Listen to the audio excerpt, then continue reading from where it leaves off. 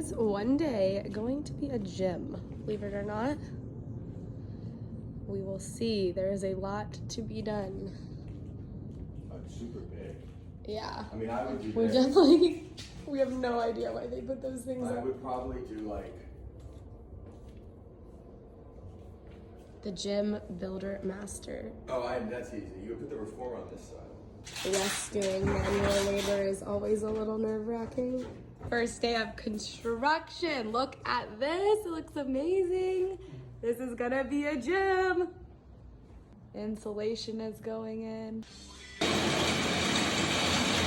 The flooring just went in. It's drying now. Here she is.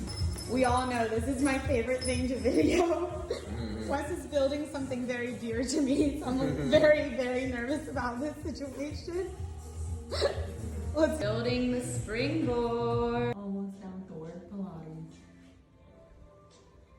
And then I can go back and